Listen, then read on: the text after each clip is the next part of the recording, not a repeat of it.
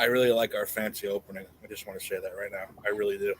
Ladies and gentlemen, what is going on? Welcome to a special Thursday late night edition of the Unsportsmanlike Conduct Show. I am Mr. Tim Tabala. As always, with me is the Mellow Dave. Dave, what's going on? Boom. I don't know what time it is. It's late. It's late. Anthony, you know what time it is? I don't think so. I don't know. I think we're gonna find out here soon, but not yet. We're going to find out soon. Yes, we are going to find out soon. Anthony, also at the bottom. What's going on, my friend? How are you? Doing great, guys. Doing great. Happy to be here. Inconspicuous is the boss. The boss has had not had good luck lately. He has some personal family business to have to take care of, so we wish him well. We're not going to get into it. That's not our business, but boss, get better. Everybody get better, feel better, do your thing. And with that, let's hit the goddamn music.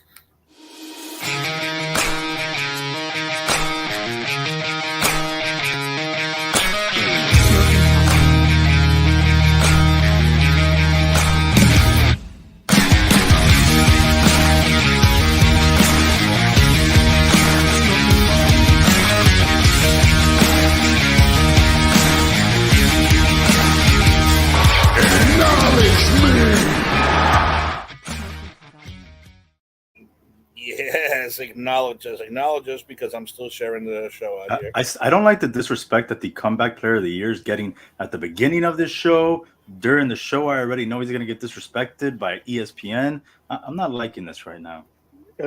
They're waiting for him to win the back-to-back comeback player of the year awards. First time ever. Can't deny him then. I will deny him. I will deny him forever and ever and ever until Eli gets that game back, and that won't happen. So that's the only bad thing he's ever done in his entire career. I agree with that. So yeah, I mean you can't take that back. So the hell with him. The hell with Mac and Doo. All of them guys can fucking rot in hell for all I care. Because that was all right. That's the past. That's the past. Let's talk about the present. What do you want to start with? It's Anthony. Why don't we jump into some NHL thing? We have the NHL draft. The draft was last week. Let me know. We'll talk about obviously the most obvious number one pick in the history of number one picks and who got them pretty much sucked. Let me know about your thought of the draft, any surprises, any shocks, and who actually won that draft, if you can say so. It's hard to say who wins a draft like that with hockey just because most of those guys aren't going to play for 3 or 4 years. But obviously it's hard not to like Chicago's draft. They got the best prospect, some are saying, since Sidney Crosby. Some people are saying he's better than Sidney Crosby. Connor Bedard obviously went first overall. The Blackhawks actually had another first-round pick. They picked up center Oliver Moore. So they got 2 quality centermen with their 2 picks. They obviously had a very solid draft. The St. Louis Blues, there was a ton of rumors. They had 3 firsts. They were only going to make 1 pick, and they were going to trade the others for instant help. They actually made all 3 selections. Speaking of trades in the first round, there were none. For the first time since 2007, there were no trades in the first round of the NHL draft. So 16 years since the last time that had happened. A lot of the big-time insiders, obviously not myself, I'm an outsider, but a lot of the big-time insiders were very surprised. There was a lot of rumors of big trades being talked about leading up to the draft, and none of it came to fruition. There was a lot more picks on day 2 with some seconds and thirds and all sorts of other random trades, but there was none of those big highlight reel trades that we've come to expect from NHL drafts in years past. So overall, night 1, somewhat uneventful. A couple other teams that I thought had quality drafts. Really liked the Arizona Coyotes draft. I actually really liked the player that the Vegas Golden Knights picked at the end of round 1. Unfortunately, he'll never play for them because they don't keep any of their draft picks even after they make them. But it was a good draft. Everyone seems to have had a very good time in Nashville. For those of you that haven't been, it is a very fun city. I recommend it highly as a former resident. It is a great place to visit. I must admit, I do miss it at times. And then free agency kicked off just 2 days later. This was actually the first time ever, I think it is, that they had such a short gap in between the NHL draft and the start of free agency. Usually it's about 7 to 10 days. This year it was 2 days. Draft took place on a Wednesday and Thursday. Free agency kicked off on Saturday.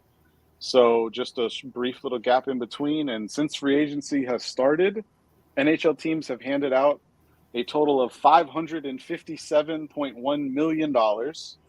over 290 years.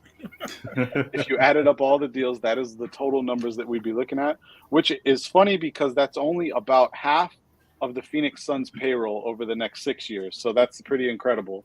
I don't know if that's accurate, but it's pretty close. As far as like some of the bigger moves, some of the bigger free agent deals, defenseman Ryan Graves goes from New Jersey to Pittsburgh, joining their new GM Kyle Dubas in Pittsburgh. It was a 6-year deal worth $27 million. And that was the biggest total money contract that we saw handed out in free agency. In terms of the highest average annual value on a contract, that belongs to Dmitry Orlov, the defenseman, former Washington Capital. He was traded at the deadline to that juggernaut Bruins team that fell to the Panthers in round one. And in free agency, he departs and heads to Carolina, joining an already very well-established defensive unit there. So that's a great signing for them.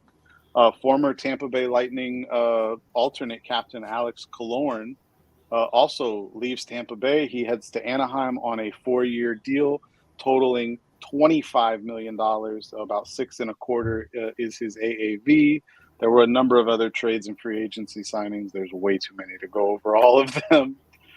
There were some big buyouts. The Nashville Predators bought out centerman Matt Duchene. He still had 3 years, $24 million remaining on his contract. Instead, they will pay him $19.4 million over the next 6 years. And he ended up signing with Dallas on a 1-year, $3 million deal. The Predators also traded away one of their other alternate captains, Ryan Johansson. He was sent away to the Colorado Avalanche. The Predators retained half of his salary. So the Predators' mass overhaul there in Nashville.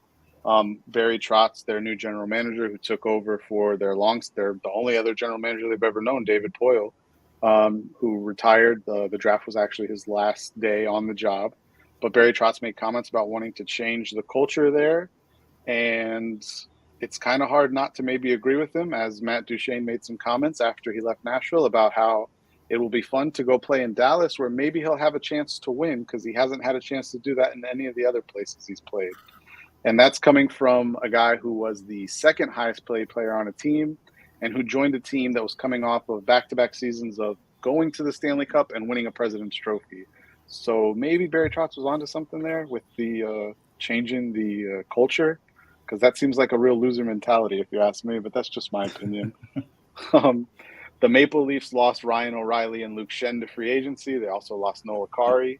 O'Reilly and Schenn actually both went to Nashville, which was a surprise to a lot of people. But that plays along with Trotz's culture change, like he said. But Toronto obviously acted quickly. They signed forward Max Domi away from Dallas. His father actually played for Toronto once upon a time. And then Tyler Bertuzzi, another member of that juggernaut Boston Bruins team, also signed with Toronto. Both of those deals were 1-year deals. There's been a ton of other free agent signings. There's no way to go over all of them. Like I said, 290 years worth. I think I've covered about 15. So we're going to leave it there on free agency news. What do you think about the trade that the Eastern Conference champions made? Talking about the Anthony Duclair trade. Mm-hmm. So the Florida Panthers sent Anthony Duclair to the San Jose Sharks. They received back forward Steven Lorentz and a 5th-round pick. Anthony Duclair's 1 year away from free agency. It seems like Bill Zito, their GM, is just trying to get maybe ahead of the 8 ball on this. It doesn't sound like they were going to be able to afford an Anthony Duclair extension. It also sounds like Anthony Duclair may have wanted a bigger role with a team. He's going to get that in San Jose. They're a rebuilding team. He's going to be playing top 6 forward minutes there. No question about it. As for Florida getting back Steven Lorenz, he's more of your physical checking line, third line kind of forward. Not obviously as skillful as Anthony Duclair was, but I think the Panthers in that situation looking to shed a little bit of salary while still picking up a roster player and an extra draft pick. So I think that was their reasoning there. I don't really have an issue with it. Duclair he's a good player in the right situation. And while he was definitely good for Florida over the last few years, it seems like this was kind of heading this way. So, I personally am a big fan of Anthony Duclair. I know he's bounced around the league quite a bit, but it seemed like he had really found a home there in Florida. So it's disappointing to see that he's not going to be there anymore. But he wants to play those top 6 minutes, and Florida's got a good forward group, so it's not going to see it that time there. All right. Yeah. Apparently, they saved almost close to $2 million with the trade. Yeah, which I know doesn't sound like a lot because we talk about some of these basketball and football and baseball contracts, but in the NHL, $2 million is quite a bit. You're talking almost 3.5%, 3% of your salary cap right there in $2 million. Their salary cap this year is only $82.5 million. So it doesn't sound like a lot, but with a team like the Panthers who are really cap crunched, it does help a lot with making other moves. All right. Crazy. Everything happened so quick. I couldn't even function with all the news going on. And speaking of that, let's switch gears now to another league. Coming off the NBA draft, which we were live on our last show, live watching it live. It was great. Their free agency hits. I mean, what can you say about the NBA? More guys demanding trades. They want out of here. I want out of there. Up here, all I hear about the Knicks are about to make one of the greatest moves of all time. I don't know if that's going to happen. Listen, I'm unfortunately, I'm not a Knicks fan, but I am stuck in the same building with them as a Rangers fan, and we have the same owner who's a big pile of shit. So whether he is going to make this move smart enough to do it, let's see. But Dave, give us a little talk about the NBA free agency and what's going on and who's doing what. And yeah, go ahead with your little batter down there. I know you're ready to go. Well, I mean, there's one big name right now out there that wants out, even though, the man has changed his mind more than Britney Spears, who we might bring up a little bit later as well. Or James Harden. Or he's another one. He wants out. But no, yeah, it's Damian Lillard. I guess it's Dame time is over in Portland because he only wants to go to one place, and that is down here in South Florida. And as a Heat fan, I am not that thrilled. I don't feel like he solves our problems unless one of the supposed deals does bring us Nurkic down here, and I wouldn't mind him, being a backup down here, so that might help us out a little bit more. But I still think the East is just I don't feel like Dame really puts us over the top against like your Milwaukee or even the Celtics too much. I kind of agree. I've said all along I'm not really big on them getting Dame Lillard. One of the trade proposals I've seen floated around there essentially would have Tyler Hero going to Brooklyn. Because Portland has dragged their feet, they're also going to have to take on a contract at this point in time. It's going to probably be Duncan Robinson from what it sounds like. So you're talking Hero to Portland, or Hero to Brooklyn, Duncan to Portland, Nurkic to Brooklyn, and then Brooklyn would actually offload Ben Simmons on Miami, and Miami would. I'm sorry, Kyle Lowry would be in there too. It's a bigger trade. It's whatever. Well, they were saying like almost about 5 teams, right? They were allegedly trying to get because of how many. So Portland, I don't want to go on too big of a rant here because I am a Heat fan, but as Mel and I have both stated, we are not big on Lillard being the answer to all of their issues. It feels weird calling them issues. They did just play in the NBA Finals, but the team lacked a lot of talent. We could probably make a case that was the least talented team we've seen go to NBA Finals in a long time. I can't think of one off the top of my head. The Portland Trailblazers general manager, according to reports that came out today, was told in a June 26th meeting, I might be off a day or two there, that Dame wanted to leave and that he wanted to go to Miami. The general manager convinced them, hey, give me a couple days. Let's see what I can do, blah, blah, blah, blah, blah. This was pre-draft, if I'm not mistaken. They spend the third pick on Scoot Henderson, something Dame was very adamant he wanted them to use to acquire more talent. They did not do that. And so then obviously the news breaks that it's public. Now, because he has dragged his feet in making this move, all of these other signings and trades are now starting to become official. So, for instance, the Heat had a sign and trade deal that sent Max Strus to Cleveland They also had a trade that sent Victor Oladipo to the Oklahoma City Thunder. Had the Trailblazers been willing to just bite the bullet and get this over with, they would have been able to essentially pull off a deal where they traded away Dame and Nurkic and took back minimal to almost no contracts at all. By dragging their feet and having those two moves become official now, they're going to have to take a contract. And I know, why do they have to make the move? They don't want Dame they're rebuilding. They've been trying to hide it for 2 years. They're rebuilding. They don't want Dame disgruntled in there at training camp, being pissed off. They're going to make the move eventually. Them dragging their feet has only made it now where they're going to have to also buy out like a Kyle Lowry or something like that. So it seems silly. They probably could have got a couple extra picks out of it too had they just done it as one bigger deal. Now that those moves have become official, which that was actually noon today when those moves could start to become official, the NBA moratorium was lifted today at noon. It's I don't know. It's poor general managing by a guy who's a first-time general manager. So I guess it's not that surprising. It seems like they're trying to make Dame look like the bad guy in this situation when they've been telling him for 2 years, we're trying to compete, we're trying to compete, we're trying to compete. Yet every move they've made has been a clear indication that they're rebuilding, just without trading their best player. And then will they give Jeremy Grant a nice contract that I don't think he deserved? I gave you the NHL numbers. I gave you those NHL numbers. What I say, 290 years, $556 million. The NBA numbers, 176 years at just under $2 billion. Big difference. Big difference. So do you think that there's no chance that, Portland goes, you know what? We're not sending him to Miami. We're going to send him where we're going to get the best assets from? Or is it Miami no matter what? I think the issue is not what Portland wants to do here. I think the issue is because Dame and his agent have made it so clear that he wants to be in Miami and doesn't want to go anywhere else. There's no other offers out there. Like, I know Woj keeps tweeting this nonsense. Like, well, there's other teams. There's going to be other packages. No. But then they said the Sixers were like the other one team. The Sixers have made it clear they're not trading Tyrese Maxey. That takes them out of the equation, which if we want to dig into the whole Tyler Hero's not a valuable asset thing, let's look at Tyrese Maxey's numbers real quick because they ain't that different. But it's kind of a joke to me. Like I said, the way that they've made it very clear he doesn't want to go anywhere else. They've made it very clear he's not interested in talking to these other teams. Other teams have reached out to his agent to talk to him. Boston was one of them. They were reported earlier today to be trying to get in on Dame.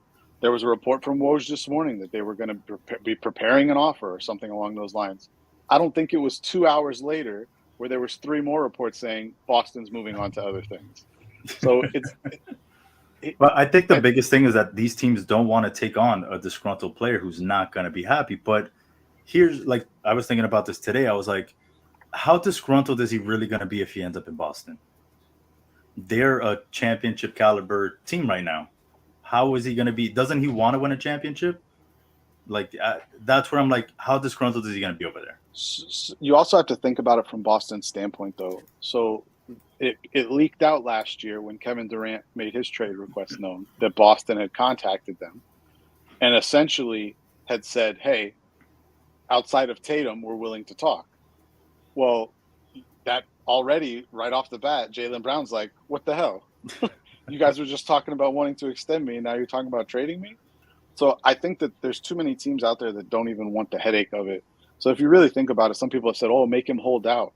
There's only been one instance where that's happened, and that was Ben Simmons in Philadelphia a couple of years ago. And if you think that another general manager wants to sign up to have this guy holding out games just so that he can file grievances later because of all the fines you're doing with him and all of this other, no GM is signing up for that and giving up assets on top of it. There's nothing here. Just get the trade over with. It's stupid. Like, I understand they're trying to get the best package they can. The problem is that it's going to be the best package they can get between Miami and whatever other team is involved in the trade. It's obviously going to be a 3-teamer at least, and it could still grow to a 4 or 5. But according to Shams, there's multiple teams that are very interested in Tyler Hero and willing to compensate Portland for getting Hero from Miami. So I'm shocked that it did. I was really thinking it was going to be done today before noon. so that they could incorporate it into these other deals, because now Portland has shot themselves in the foot and it's going to have to take on money from somewhere when they could have gotten out of 2 big contracts, one on Nurkic, who's just not that good, and the other being Dame's contract, who's still owed another $200 and something million over the next 4 or 5 years. Ridiculous So he's 33 years old and he's a small guard. It is a really ridiculous amount. Obviously, Miami wants to win, so they don't care. But it's laughable. I can't believe this is still going on. It's a joke. I guess everyone's trying to pull off a Utah Jazz where they get 5 picks for one guy that's not that great. I mean, it only takes one crazy GM. You know, it only takes one dance partner to dance. You know, Danny Ainge in Utah, he found his dance partner in new Timberwolves general manager, whose name escapes me. The Timberwolves hired that guy because he was supposedly the guy that allowed Denver to pick Jokic. And okay, then, don't think I'm buying that one. But yeah, I mean, I don't know what we're doing here. It's everyone's staring at each other. I feel like it's the scene from The Office where they're all standing there with their fingers out, just looking at each other. Like, come on, guys. First. So, yeah. How much longer do you think this drags out? How stupid is Portland? I mean, we're not rebuilding. We're not rebuilding. And then they hand Jeremy Grant this big 5 years, $160 million. That makes no sense to me. He's 29. Yeah, he's 29. He'll be 30 during the season. 5 years.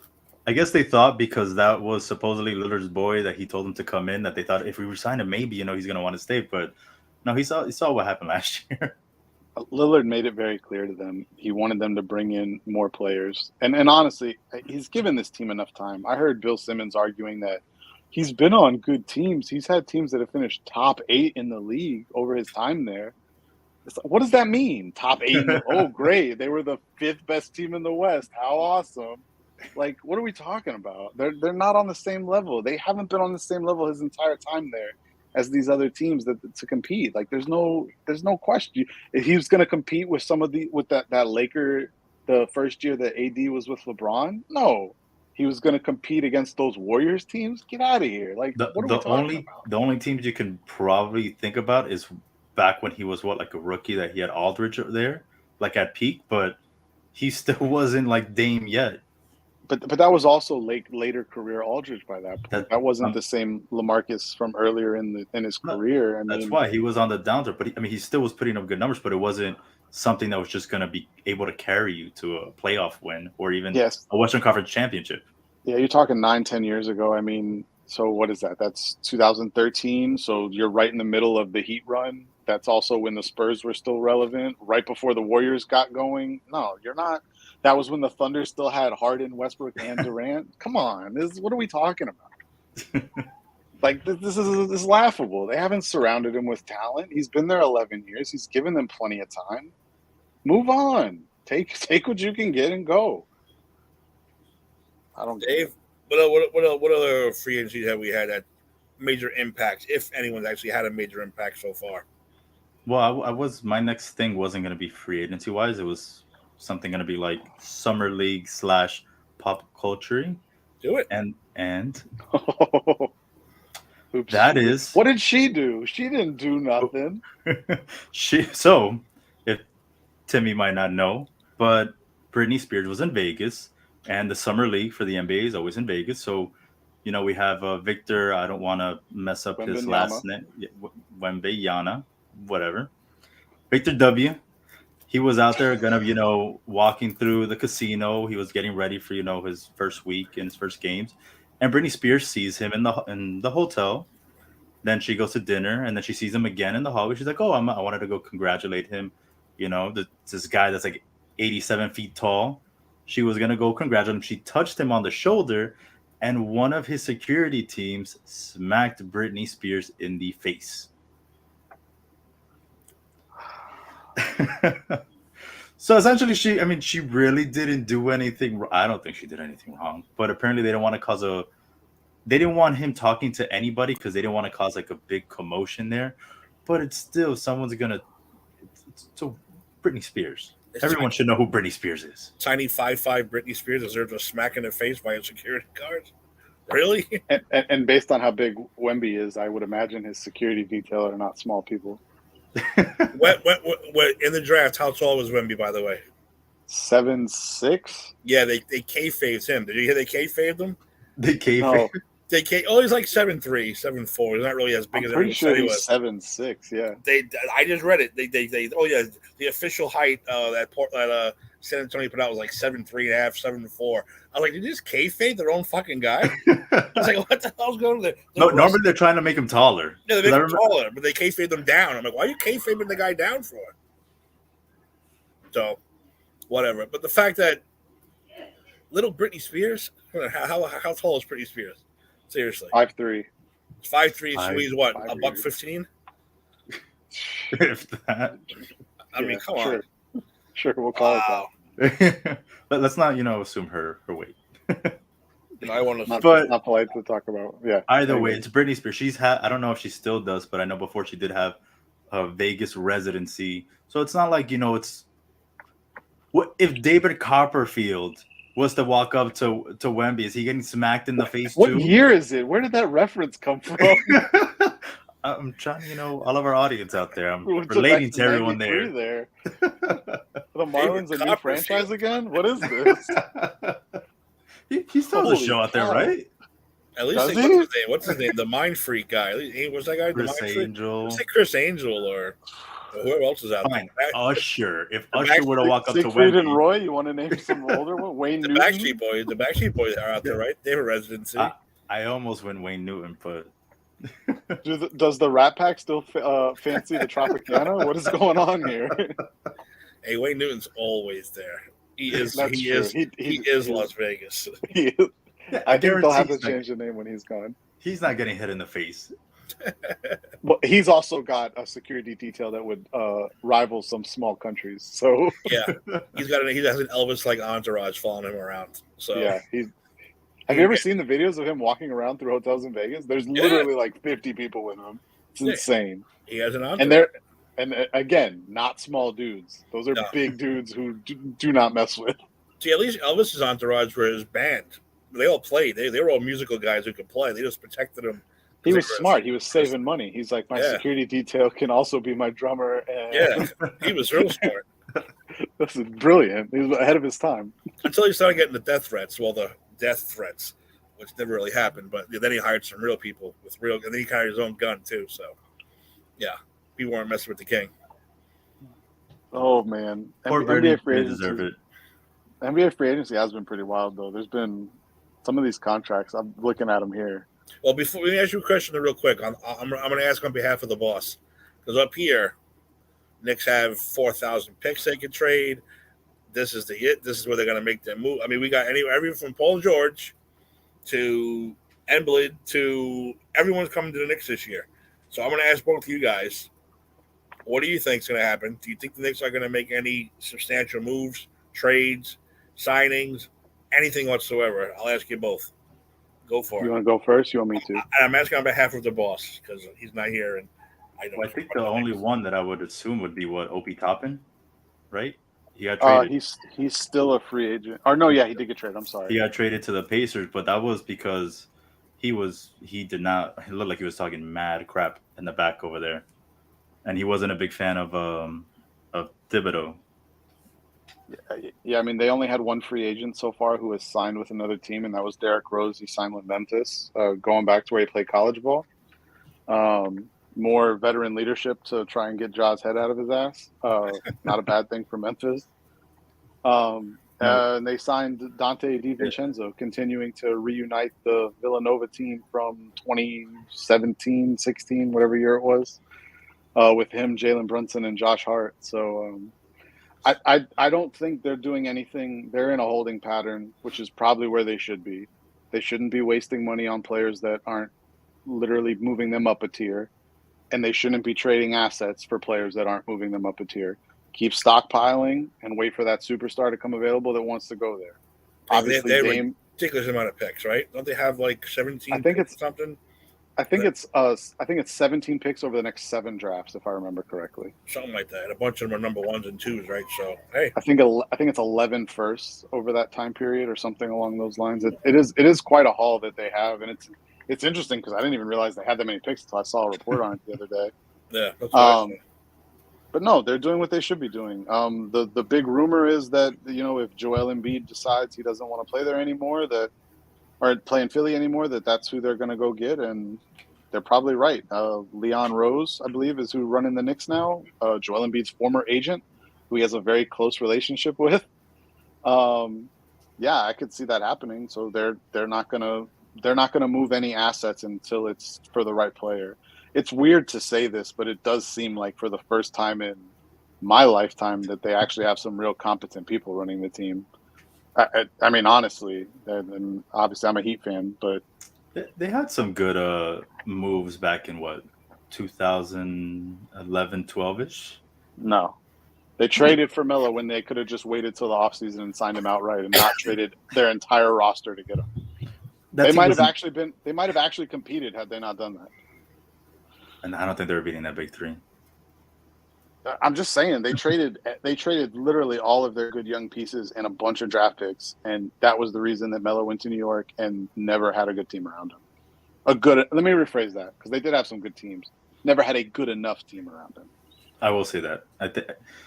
Amari had to be a little bit better for him, and he was done. He was knees too busy. Were gone. He was too busy bathing himself in wine at that point. His knees were not the same by the time he got to New York. He had like one or like a year and a half where he was still decent, but his knees really gave out on him. They signed Tyson Chandler, wasn't it after he won a title with Dallas, right? If I'm not mistaken, he won in Dallas, then he went to the Knicks. Same situation, just big guys that were already past their point of being above average, useful players. And not that Tyson was bad, but yeah, I mean, and that's on Melo. Melo forced his way there. He was the one that told the Knicks, "You want me, trade for me now so I can sign for that extra year." The contracts were a little different back then. If you were re-signing with your team, you could get an extra year on your contract on the max deal. And if you were signing through free agency outright with a new team, you would miss out on that extra year.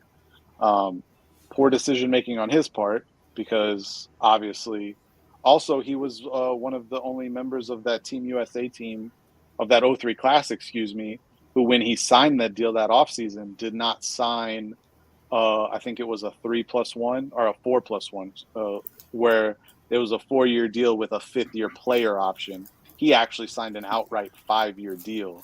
And because of that, he got stuck in New York there probably. So it's just all around, it's a weird situation. But yeah, to answer the question, I don't think they're going to do anything unless something crazy comes available. And I think that's the right thing to do if I'm them. Dave, you too? Yeah, I think so too. And I honestly, right now, I don't see anything crazy happening. I don't see any movement in the NBA happening besides Dame now. Every other little piece has fallen in place. Unless, maybe Zion would be the only one that I could think of that maybe, depending on what the hell goes on with him. It feels like if they were going to make that move, it would have happened before the draft, because it did sound like Zion had been made available by New Orleans. Not that they'll publicly admit that. But the fact that didn't happen then tells me that New York didn't want to risk emptying their treasure trove of assets on Zion with the concern of, is he really going to be what we need, or what, or is he going to even be playing long term? No, yeah, exactly. So I don't have any issue with them not doing it. You wait another year and all of a sudden a whole bevy of new options come up. It's the NBA is the greatest daytime soap opera we've ever seen. Every year there's 3 or 4 more stars that want to get traded and want to go to a different team or a new situation. So just wait. It's like Florida weather. Just wait 10 minutes and then you'll like it. Also, yeah, the New York media's got them trading for Embiid, and somehow they're going to get Zion at a discount. And it's like, all right, guys, we hear this every year, and every year you're full of shit. So let's calm down. So is that just the Knicks? No one talks about Brooklyn? No one talks. I forget to even hear sometimes. Well, they traded Joe Harris. I saw that, and I was like, damn. That was like the last piece there. I honestly forget that they have a team over there sometimes. Nobody cares about that Brooklyn No, team. everything here is Knicks. So They probably should have stayed in New Jersey. I dug that New Jersey team. I was rooting for them back in the day. I am not going to lie, though. I actually really do like the Barclays Center. I've been there twice. It's pretty nice. Mm. The stairs are straight steep. up. Tim is right. The stairs are steep. But I like that area it's in. Like me as a kid, I always thought Brooklyn was like some crazy place you didn't want to go to. And that whole area around there has been really like gentrified. That's why. Yeah. Well. Before that stadium, it was a crazy place you didn't want to be in, but they kicked all the riffraff out. Yeah. Well, it was cool. Bought them out. Yeah. I mean, it was cool. When I went for a concert 2017, 18, somewhere in there. And took the subway. Subway comes up like 10 feet from the front door of the arena. There's all sorts of shops and places to eat and drink and hang out around there. It was pretty nice. I mean, I thought it was nice. Yeah, they hipsterfied it. What day was your concert? Here's the key. Walk 10 blocks in any direction. What'd you say? I said, what day was your concert? October of 17 No, like what day? 18. Like Saturday, Sunday? Oh, God. I want to say I think it was a Saturday. I don't know how it is on Saturday, but I know my SummerSlam experience on Sunday was taking like 17 trains and then trying to figure out how the hell to get back to find the halal guys was also a mission after SummerSlam. It was Friday. It was not Saturday because I remember Tim has mentioned it before. That's why you had a good train experience. The train schedule is totally different on weekends. That's why. And it doesn't exist on the weekends. Well, it was a Friday because they were still full schedules, and we didn't have any trouble getting there. Or it might have even been a Thursday. It wasn't one of the days with the limited schedule. We just had this conversation about Coney Island. I was like, dude, you want to go on Saturday? You'll never get there. You'll never get there. It's like, well, welcome. You're 6 stops away from Coney Island. Now you got to take a shuttle bus. Good luck. Like, oh my God, a shuttle bus. Well, I think I went to Coney Island. It might have been Friday or maybe it was Saturday. It was one of those 2 days. And I remember it was like the last freaking stop. And then having to wait for it to come back around. Oh, I was like, man, this hot dog better be worth it. And it was actually pretty good. All right. Any final NBA news before we move on? I think I don't know. Ant, you good on NBA? I'm good on NBA for now. I don't really think we don't have time to talk about the $2 billion that has been spent. It's too much. Yeah. All right, let's shift real quick to baseball. We got the All-Star weekend coming up. We got the All-Star game. We got the home run derby, which I think more people care about than the actual All-Star game. But real quick, I just want to mention Domingo Germán, perfect game for the Yankees, which every time a Yankee throws a perfect game, they seem to win a World Series. Will that happen this year? Probably not. But, hey, it's good to have that. It's good to have that in your back pocket just in case. Aaron Judge, I'm just doing Yankee business right now, but Aaron was replaced by I got a Yankee question for you. By a Tampa Bay. It was replaced by a goddamn Ray on the All-Star team. That's okay. That's fine. I won't get crazy with that. And I mentioned it today in the thing about Ellie De La Cruz's bat with the knob on it. Nationals manager complains. They take the little knob off. He hits a 455-foot home run anyway without the thing. So Nationals manager, how about that? It was hysterical when I saw it. Him showing the bat to the dugout and pointing at it like, here, check it again. Usually I'm like, dude, that's messed up. But I loved it. I love the fact that he did that. I thought it was great.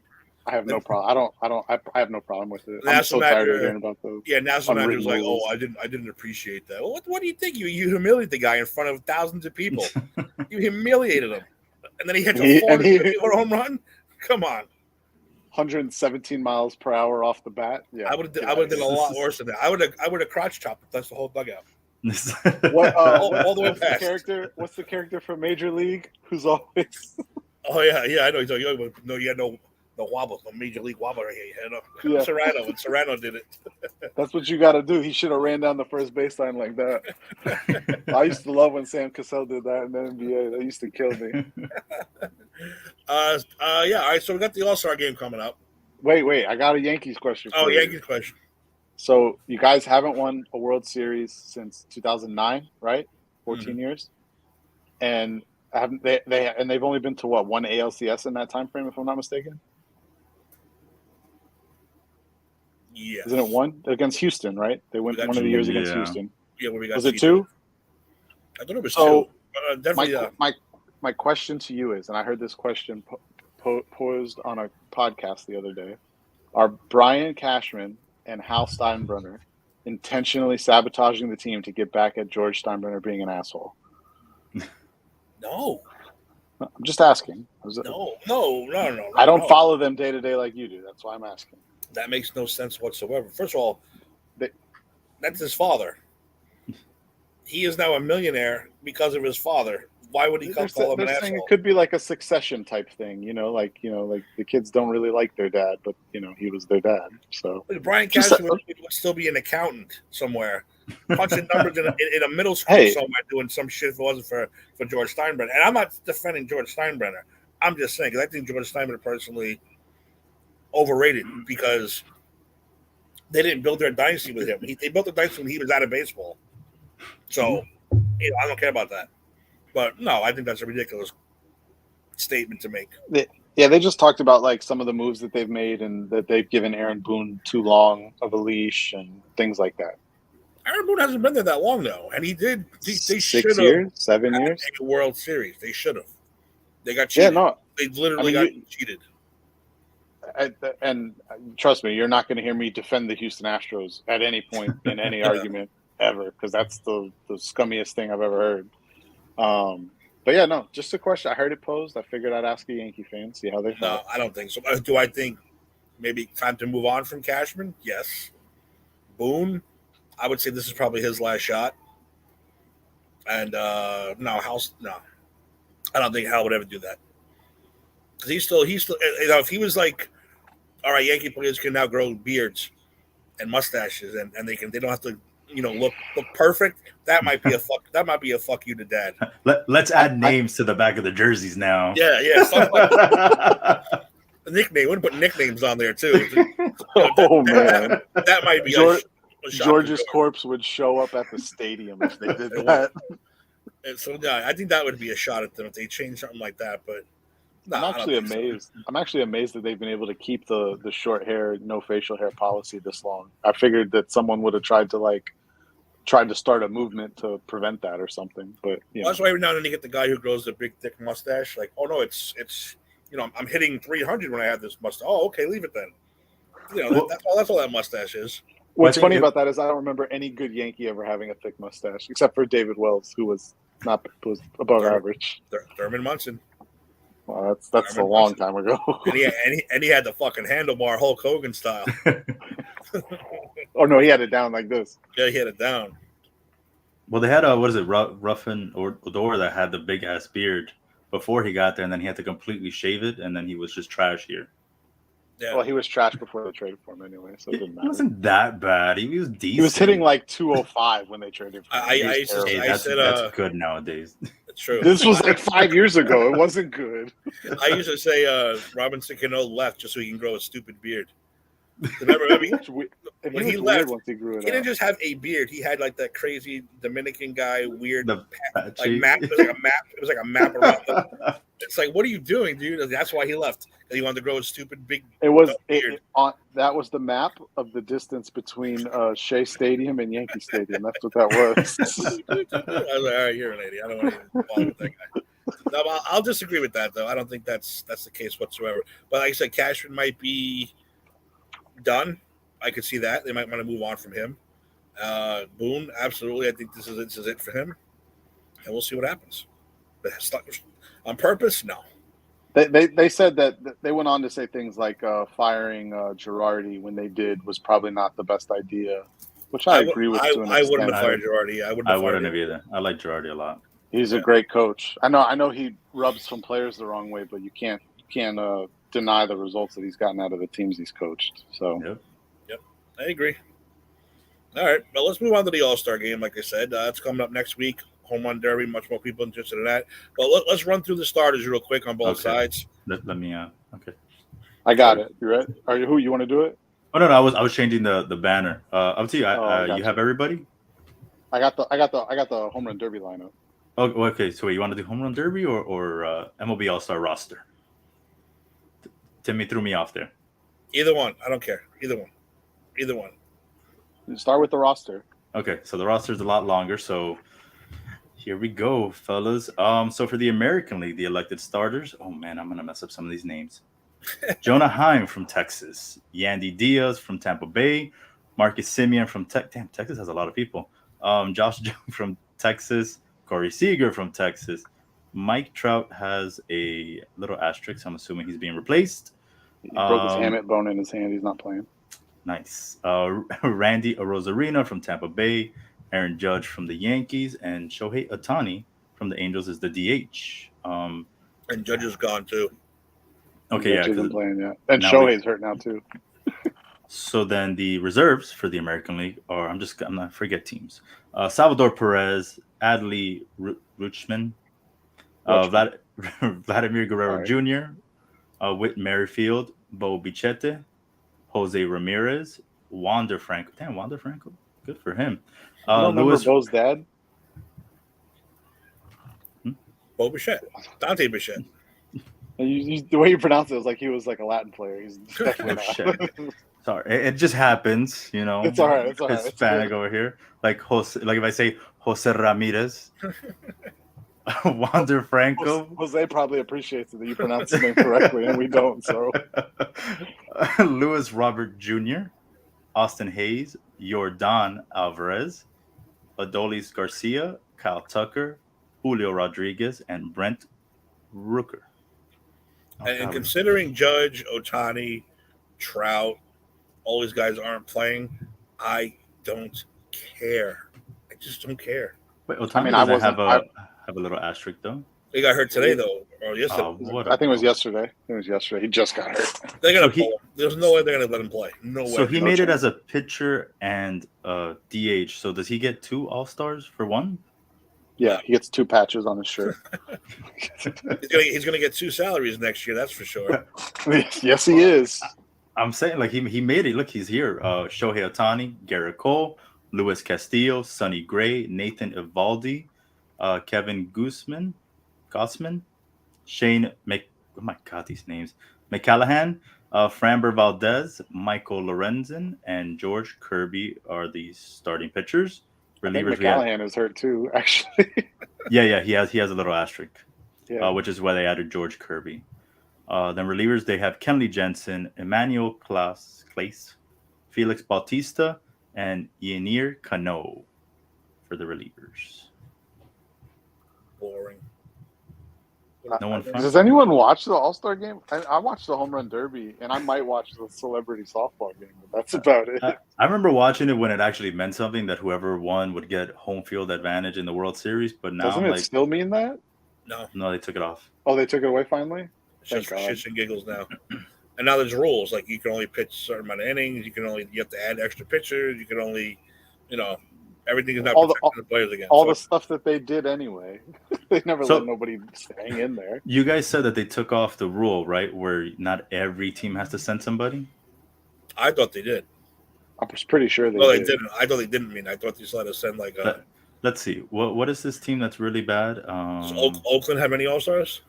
Oakland. Nope. That's what I was thinking about. They have Brent Rooker as the DH in the reserves. There you go. That's the one lonely All-Star. I would say never liked that rule. The Reds, but they're hot. The Reds got hot. They're in for Arizona somehow is in first place, which baffles me. Arizona has somebody. And what's crazy is both those teams are red hot, and Atlanta is still pacing both of them. Atlanta is outrageous. Oh, you saw that last year. Those guys on the other show who picked the Mets to win the World Series every year. Dude, stop being a homer, man. It ain't gonna happen. 18 games out. 10 out of the third wild card. Jeez. Hey, you never know. Remember, it's their thing is always after the All-Star break. That's when they're gonna make the run. Are they really 18 back in the division? Yep. Oh my god. So what are the Marlins, like 10? 8.5. Marlins are the first wild card, though, aren't they? I was gonna say they're still in second there. It's just that they torched us.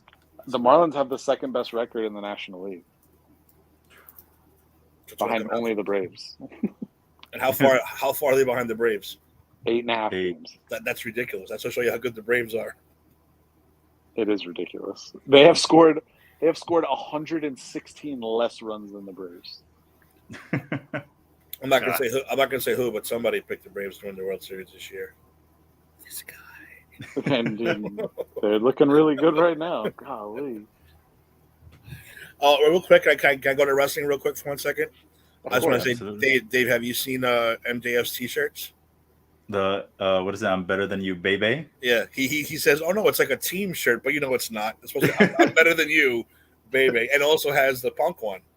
I'm better than the best in the world. Oh, I haven't seen that one. I like that. His shirts that. are fantastic. I saw him come out on Wednesday with Cole, and he was just taking his entire thing. It was hilarious. Yep, he did the whole entrance, and then when he seen the shirt, he's like, "No, it's for both of us. It's a tribute for both of us." Adam Cole's like, "No, it isn't, asshole. I know what that is." So I'm enjoying.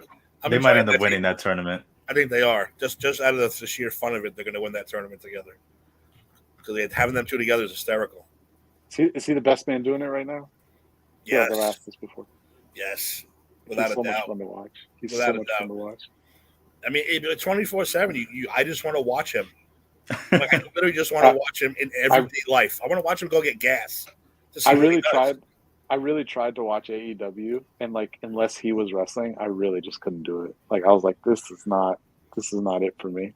And it has its moments. It does. And maybe I just didn't catch any of those moments, but yeah, when he's on, yes, I'll sit there and watch every second of it. So if he's not on, I'm like, if you were watching recently when they were doing the whole New Japan thing, yeah, that it makes sense why you weren't enjoying it.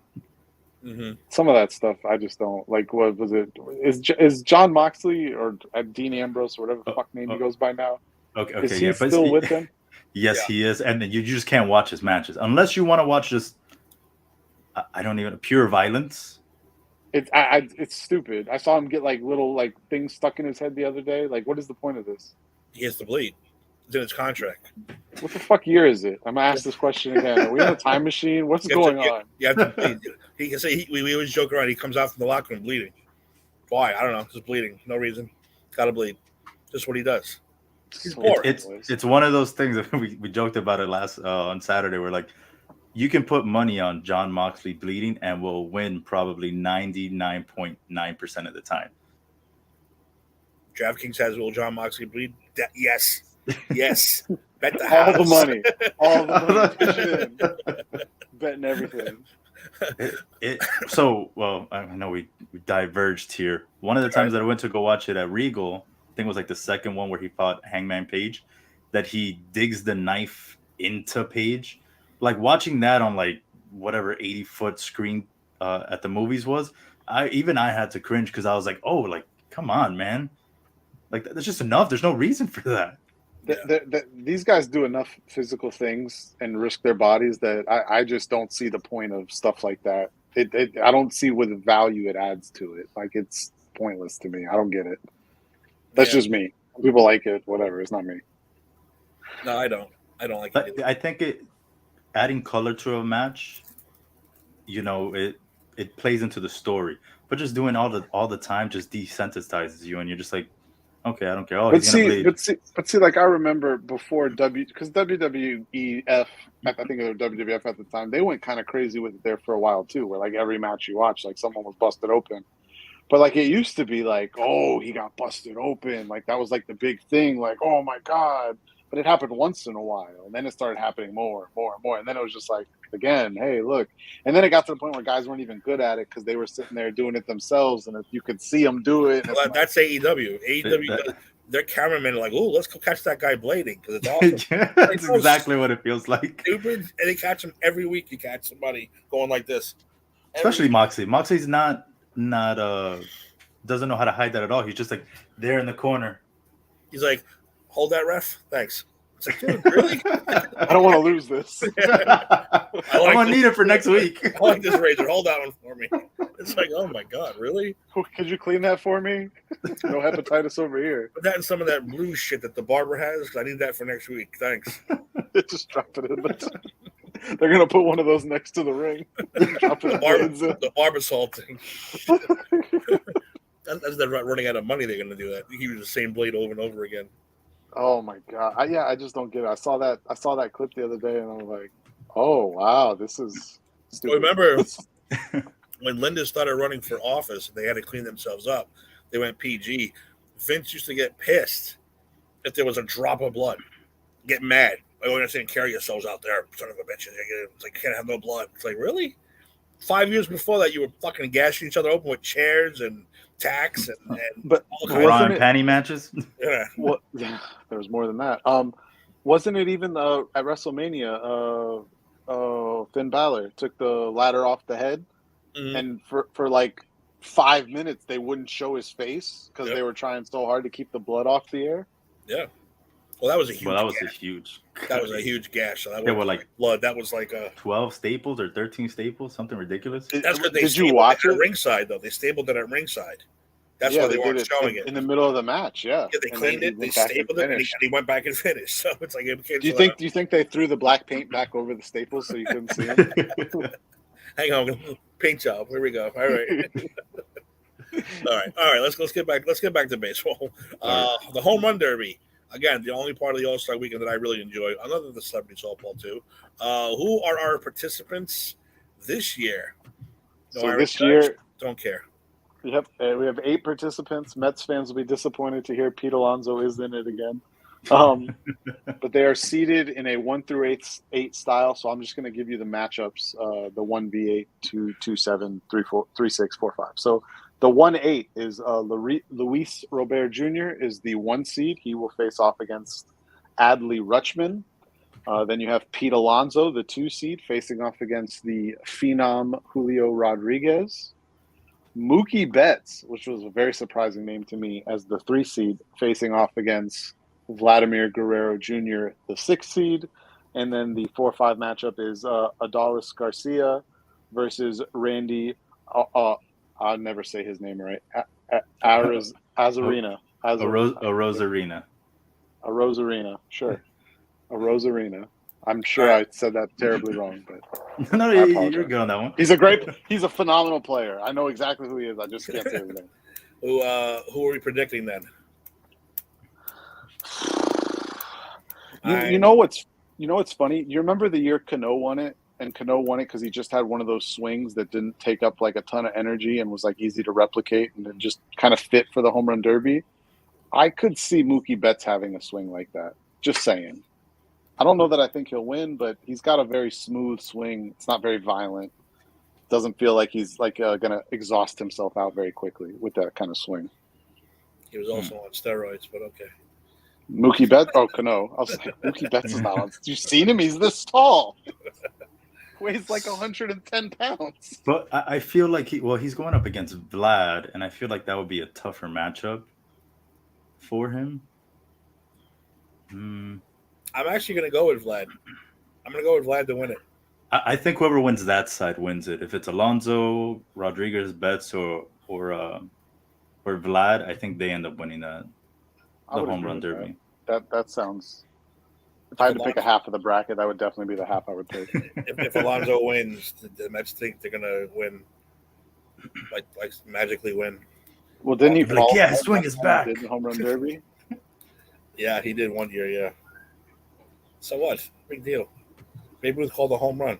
You know, Randy's got actually a really sweet swing too, though. I don't know. I'm going to go. I think it's Vlad's year. I think He's I'm with such a you there, monster. Timmy. I think I would go Vlad. That's where I would put my money. Sweet. Who'd you say, Anthony? I was saying Randy has a. I'm gonna stick with my Mookie pick. I think he's got that kind of swing that. I know he's not known for the pop, but he's got that kind of swing that I just think it could favor him in a contest like this. Well, no, they've gone to that time thing now, haven't they? Everything's timed, right? 4 minutes. 4 minutes. Oh fuck! Never mind. Yeah, before it was like 10 outs. Yeah, so just so I'm not, just so I'm different, I'll take Julio Rodriguez. Cool. Okay. Sounds We're all good. leaning to that right side of the bracket. Yep. Yeah. The winning side. The winning side. And just because we picked this, it means Adley Rutschman is going to win and chuck it. The 8th seed. All right, so let's move on to something a little more fun. Dave, you brought this up to our attention. Let me have my list. I have the list here.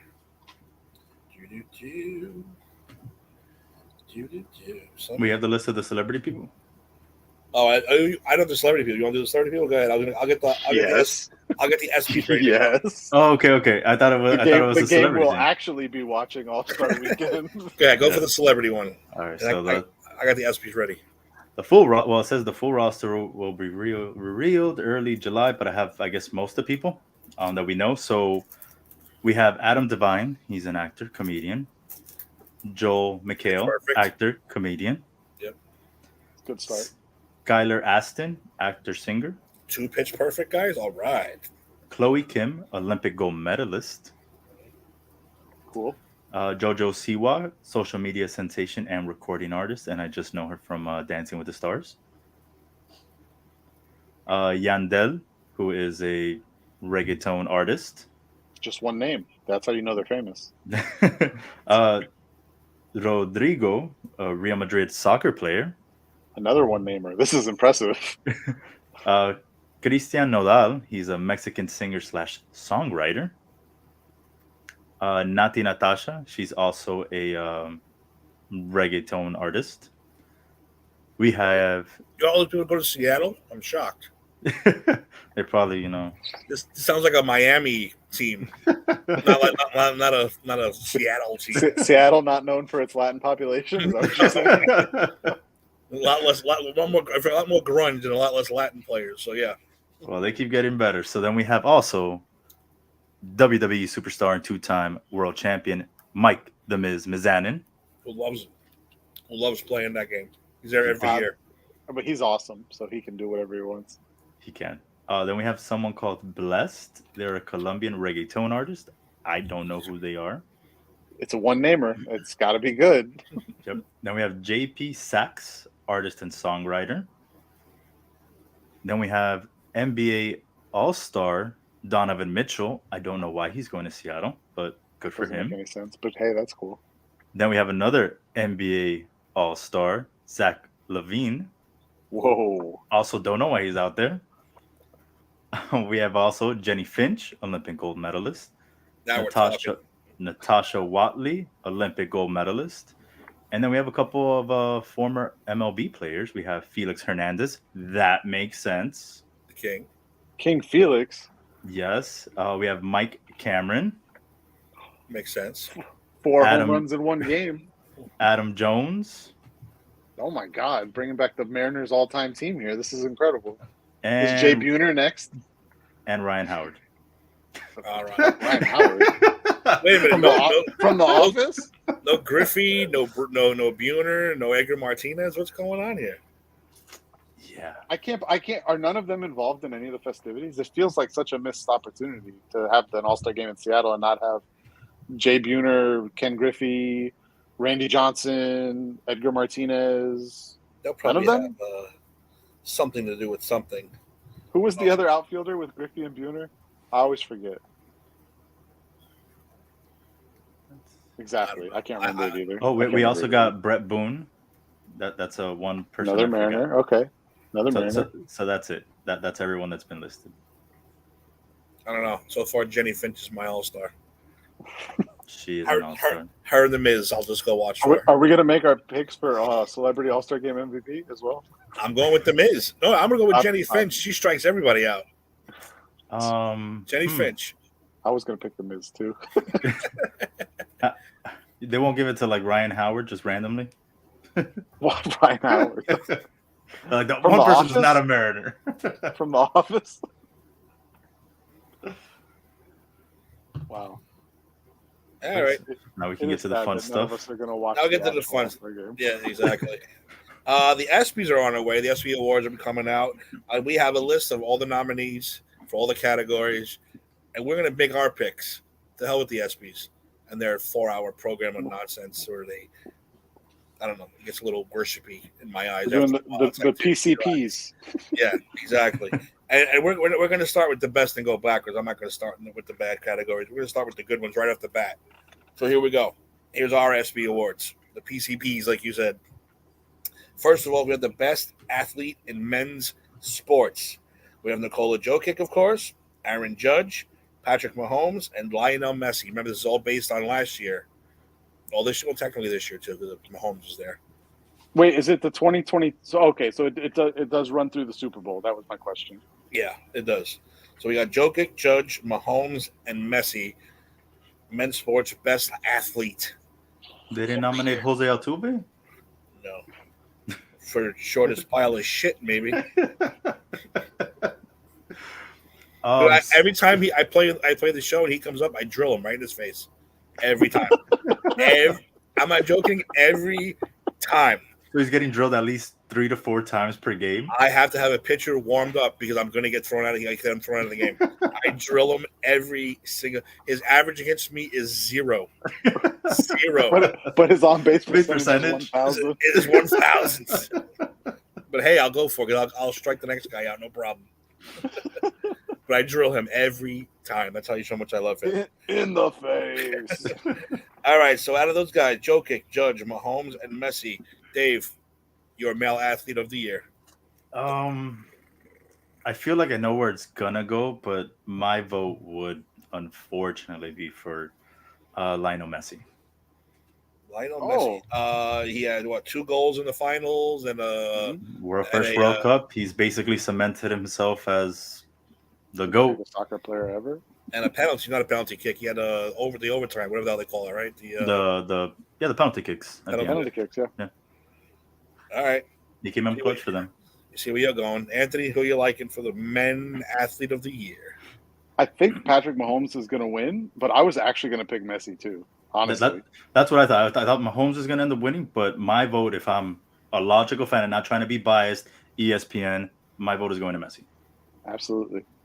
That's a sweep because I also think he's going to win based on what he just did with Miami. And like you said, 2 goals plus a penalty kick in the finals. He's definitely going to win that. And if he doesn't win it, that's going to be a crime. So, Lionel Messi, you are PCP's Male Athlete of the Year. The first ever PCP award winner, Lionel Messi. And that's me giving credit to a soccer player. So that shows you how what a year he had. So, best athlete in women's sports. This should be interesting because we don't know any of them. Well, we know 2 of them probably.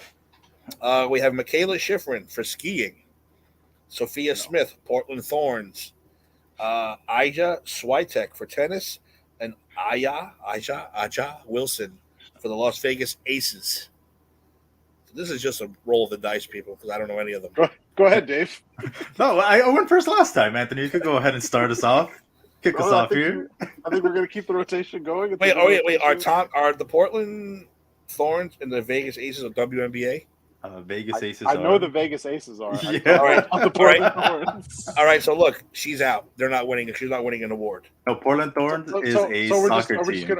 Portland Thorns, she's out. So women's professional soccer. It's So Asia Wilson is going to be my vote then. For the Aces? Yes. No, I don't think they're going to give it to a WNBA player. I just don't see it. I don't think so either, but that's who I'm picking. All right. I'm going with Michaela Schifrin, the skier. Wow. Was there an Olympics recently? I don't know. I'm just going with the skier. 2 years ago? When was the Winter Olympics? Oh, no, that was 2021, I think. After COVID. Yeah, so how can you can't give her athletes, female athlete of the year, unless it was towards the end of the year. Remember, so then maybe it didn't count. We should have brought up pictures of what they look like. Then I'll make my pick. I'm gonna go with Sophia Smith just because she plays for the U.S. Women's National Team. What did they do this year? Well, they are going to play in the World Cup in about a couple weeks. We can talk about that soon, guys. That's actually entertaining. Okay. All right. That's the only time the U.S. team is going to win a World Cup. I want to be different, and I'm going to go with the skier. So there we go. So we are torn apart here. If the boss was here, he could have probably, broken this 3-way tie here. I think by default, we should give it to the one we didn't vote for then. The tennis. Here we go. Here's the one I've been waiting for. Oh God! This is it. Because when I say, as soon as I say what the award is, Anthony's head's going to explode because I already told him who's. It's already boiling. I can feel it. Best breakthrough athlete. Breakthrough. We need that music going. We have Caitlin Clark from Iowa women's basketball team, Brock Purdy from the San Francisco 49ers, Angel Reese, the LSU women's basketball, and Julio Rodriguez from the Seattle Mariners. I guess I'll go first this time since it's my turn, and I am going with Julio Rodriguez of the Seattle Mariners. Dave? You going with Brock Purdy? Nobody got. Well, yes, but that was also. No, he's going to Angel Reese. That was also Angel Reese, but no, I was just joking. Actually, it was both of them. It was her and Caitlin Clark. So, no, I'm going Brock Purdy. Do you know, Dave, that Brock Purdy only spent about 3 hours more time on a football field this year than you did? Just saying. That's about how much he played this season. But he broke through though. He broke that ceiling. That ceiling? Yeah. And then broke in the his, 5 games he played, he broke through. And then broke his arm. 5 games, huh? That's all it takes. 3 hours. I guess that's the minimum now. Hey, Gino should have been on this list. All I'm saying, Gino should have been right here. This is breakthrough, not comeback. Gino came back from being bad. He didn't break through yet. He'll win breakthrough next year. Come back. 2-time comeback player of the year. 1-time breakthrough award winner. Gino the Smith. Mellow Comeback Breakthrough Award winner, Gino Smith. Comeback breakthrough. We're going to keep adding names to it. Comeback and breakthrough at the same time. I'm also going Julio Rodriguez. He has revitalized a once dead franchise in baseball. That is a big deal. So Julio Rodriguez. Not some guy who spent 3 hours on a football field this year. So our best breakthrough athlete of 2023 is Julio Rodriguez, not Brock Purdy. This next one is going to hurt my feelings, but okay. We have the best record-breaking performance. We don't even have to go around the horn on this one, right? I think we're all going to be in agreement. I think we should just hear what they are, but I feel like there should be a consensus here. We have a lot of names I can't pronounce. Well, we have Novak Djokovic. He wins his 23rd Grand Slam title, defeating Casper Ruud at French Open finals. We have that poser, LeBron James, surpassing Kareem Abdul-Jabbar for the NBA scoring record, who needed a lot more games, a lot more time, and played since he was 19 years old, didn't go to college. That guy. And a three-point line. Exactly. Michaela Schifrin, same person, broke the World Cup victory with her 87th World Cup win. That's pretty ridiculous. And Max Verstappen wins the Mexican Grand Prix, breaking the record for most wins in a season. F1, baby. Now, we all know the ESPYs are going to go with LeBron James because they have to, contractually, they have to go with LeBron James. I am not going with LeBron James. I refuse to go with LeBron James in anything he does. I'm interested to see where you do go, though. Yeah, I'm going to go with Michaela Schifrin, who has 87 goddamn wins at World Cup. That's ridiculous. It is ridiculous. It is ridiculous, but go ahead, Dave. It's the, no offense, Women's World Cup, where our team is just superior to everyone else. It's like if LeBron James wins. It's they like can LeBron only play James, like 5 games every World Cup, though, or 6 games. It's not even that many.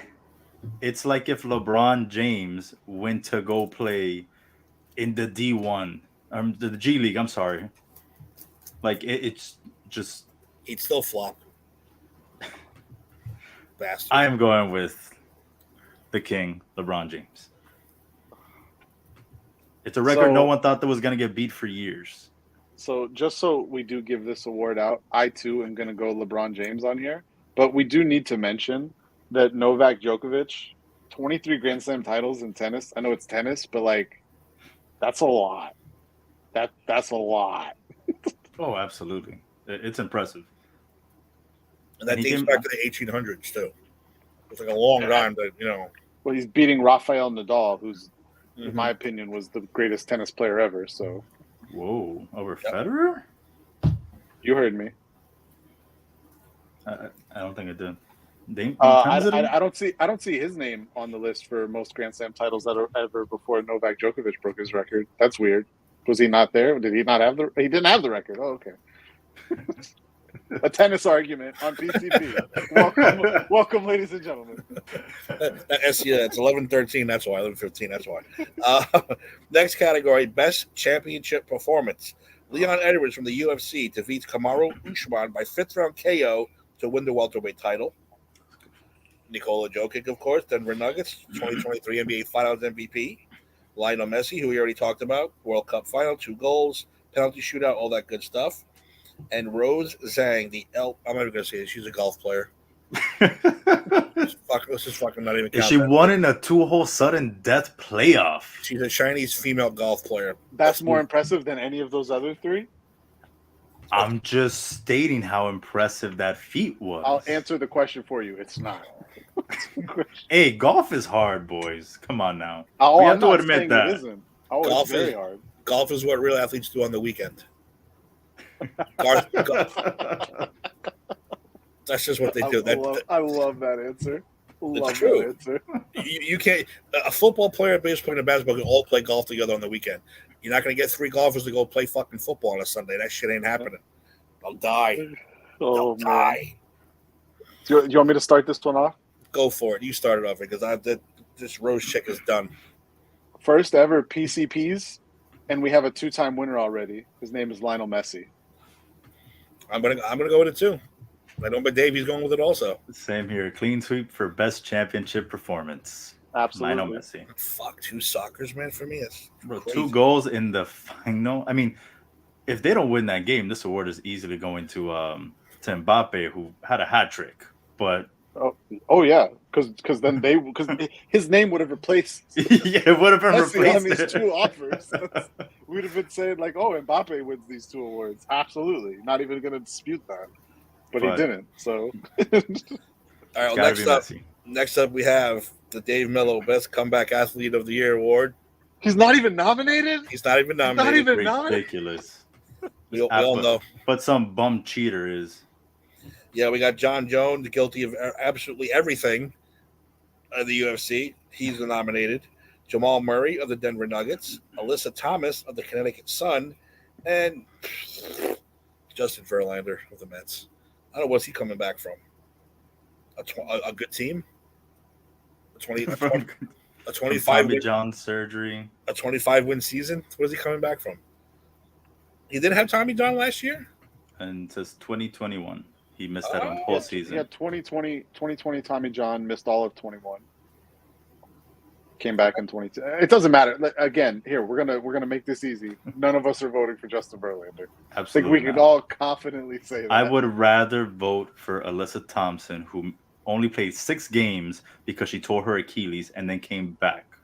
Okay, so we have a torn Achilles, Tommy John, John Jones is a cheater. What's Jamal Murray? What's Jamal Murray?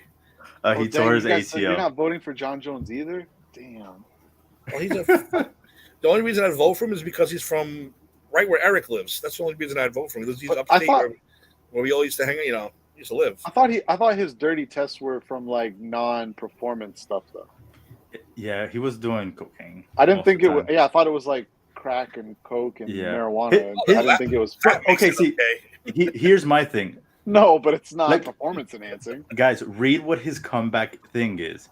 He was last seen against Dominic Reyes, where he defended his light heavyweight championship at UFC 247. While John Jones was plotting a move to the heavyweight division, he and the UFC president did not see eye to eye over fighter pay. He is coming back because he was not paid enough, and now he is. Is that Geno Smith should be nominated? Well, that's what I was about to say. I was like, that gets nominated, but not Geno? Geno didn't come back from anything. This is not coming back from anything. This is from having a dispute with your boss and then being like, okay, I'll show up now. So start us off. Who are you voting for? Judging by that, I think there's only one person we can all possibly vote for. I'm going with Alyssa Thomas from the Connecticut Sun. I'm abstaining from this one. You gotta make a pick. Oh, God. Alyssa Thomas was an all-star. She led the team in assists and steals. Listen, I know you're a Heat fan, so you didn't want to do this. Jamal Murray was really fucking good in the playoffs and in the NBA Finals. I like Jamal Murray. I actually do. I liked him a lot more before we played them in the finals, but yes, he's a phenomenal player. And I liked him on that tape that he had. He came back on that one, right? He played better. I don't know that everyone's going to get that joke. I don't think they are. I did get that joke. Jamal Murray is my vote. I'll leave it at that. That's what I'm going God, with. Dave. I'm going with Jamal Murray also. Jamal Murray with the best comeback of 2023. Jamal Murray is the winner. Oh my God. We're all the winners here. Oh man. All right, here we go. Sorry, I'm eating my cherries still. I should probably stop eating them and stop 20 out of the shitting myself tonight. Sorry about that. We have the best play. Michael Block, hole in one. Out. It's out. How's it out? It's out. Anybody can do that. Anybody can do that. Anybody could hit a hole in one. Steph Curry did it. He's not even a professional golfer. I don't want to hear it. Yep. It's a game you play on the weekends when you're drunk driving a cart around. Sorry. Justin Jefferson with the catch of the century. What was his catch? I forget what the catch was. I'm trying to find it. I think it was against the Bills, right? Yes, that was the one. Yeah, I thought that was the one. I just wasn't sure. He makes a lot of ridiculous catches, so I wasn't 100% sure which one it was going to be. But I think it was just that last year. That game was just out of its mind, and that catch he made because Kirk Cousins can't throw a ball, right? You want to bring it up, Dave? We'll show it. I thought Anthony was doing it. I don't have the ability to show it.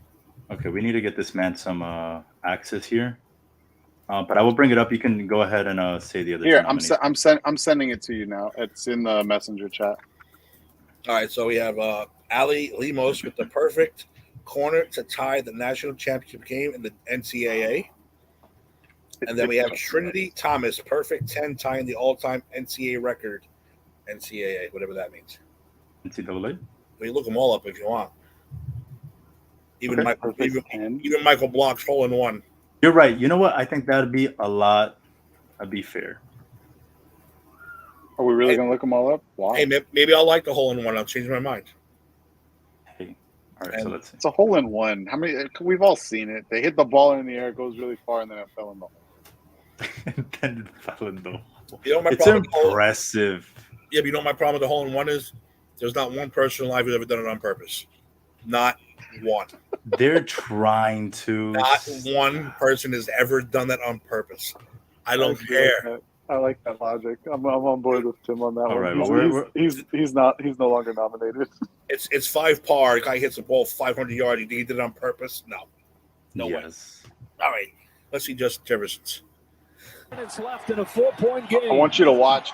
Kirk Cousins back to throw on 4th and 18. He's given time. He wants Jefferson. Climbs the ladder. Oh, my goodness. Justin Jefferson pulled it in. The catch of his life. But we got to look back at this. Look at the hand strength right here. Look at this. How does he maintain possession all the way through, not allow that ball to hit the ground? And he just steals it from Cam Lewis. Foul. Unnecessary reference, defense number 47. That's a 15-yard penalty. Automatic first down. I mean, the defensive basically helped him out with there. He doesn't. I'm not that impressed. What? You want me to look up your Come on, hole in show one? the other three. Show the other three. I'm going. So it's, what is it? Michael Block hole in one. Yeah, I like how you say it fast enough. It sounds like his name is Blockhole. Yeah, Block hole. Yeah, like he did this on purpose. I am pretty sure he did. Yeah, like Michael Jordan. Without even seeing it, I already know what it's going to look like. Yeah, like he turned to his caddy. He's like, "Hey, Chip, watch this hole in one." Hey, Chip. His name is Chip. Let's go. Look, it's behind trees, for Christ's sake. It didn't even roll or bounce. It went straight in. And guess what? He didn't know he hit it until people cheered. He still doesn't know. He's like, that went in? No. See? He doesn't know. No. Yeah, see? Yeah, he didn't try and do it. There you go. You just proved my point. Justin Jefferson's never made a catch and gotten up and said, "No way, I caught that," because he knows he's going to catch it every time. You don't know. You know if the ball hit the ground. He didn't know that. He had to act confident. Like Justin Jefferson knew. He's Justin Jefferson. I want to see a replay of that hole. You think Larry Bird ever hit a game winner? Went, did I hit that? Did I really hit that? Yeah. Did I make that Did shot? I really make that? Did that really go in? That was nothing but net. Come on, guys. That's impressive. It's It didn't roll. Impressive, but Tim's right. He didn't try and do it. But it's also complete luck. It's A complete game-winning luck. shot is complete luck. If the wind was half a degree different that day, it doesn't go in. Yep. The wind was. If that one blade of grass is wrong. So you're when you see admitting it there's off. more. There's more to it than just Yeah, luck. more to it that doesn't involve what he has to do with it. It's pure luck. Pure luck. Can't be a Let's player. see the other two. I'm still Can't be a voting player. Jefferson at this point. All right, so Ali Lemos, perfect corner to tie the national championship game. We'll see. We'll see. I'm a sucker for a good corner kick, so Oh, it's funny. It's not even going to be a corner kick. It's going to be a different sport altogether. I love being able to show the evidence. Because you're out, Michael Block. You're out. You're done. I don't think he's out. That was pretty impressive, guys. Come on, give him some more credit. It didn't bounce. But he He didn't didn't know. try and do it. I'm with Tim He on didn't that. try and do it on purpose. He didn't try to do it on purpose. No. Okay, so let's. He didn't believe it went in. He didn't know. Jefferson went up for that ball to try to make a catch. This guy didn't try to hit a the hole ball run. really hard. Okay, let's pop it up here. So this is the kick. This is the best angle of this we got. And It's you can gone. see the frustration on her face. All that traffic. Turner on the back post. No one able to get a body on her, and she floats in off the shoulder. It looks like even just If this so was many hockey, that's bodies. goalie Well interference. played. There's 30 people Well- in that. And there She she straight is tackles on the that Well, back honestly, post. she No probably one didn't can even have get to head it there. in. It would have just gone in. UCLA with 16 seconds left. Oh no, That's that wasn't the crap. goal. Never mind, because it's 2-2. Yeah, that, Sophia Cook Whatever. wait. We're gonna watch. Well, I saw don't know the if we're gonna watch space all on the runner this. and McMahon. Yes, that's a tie it at 2.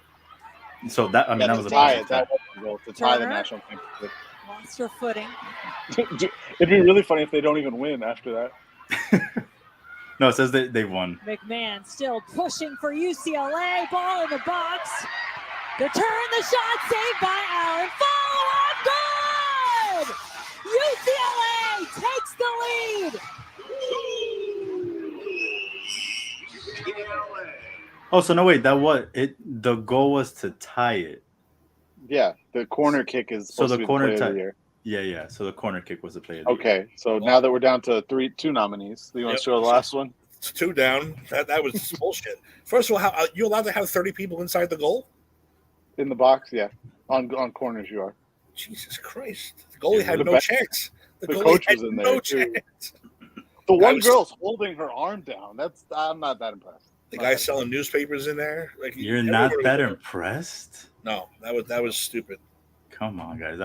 She almost You're telling didn't me have these to are head the it. best- She didn't have to head it. She just had to. Bloop, it was going to be in regardless. But soccer players do that all the time. That's not Exactly. like a rare thing. Exactly, which they're trained But to it do. doesn't happen every that soccer often player where it can just do goes that in on the on the corner like that. Oh yeah. Every soccer, Joe, watch soccer. They always kick it like that. I'm not impressed. Next one. Move on. This is Perfect it. 10. Oh, gymnastics? Of training. Ooh, this I might like. Dialed in here. It's a perfect 10.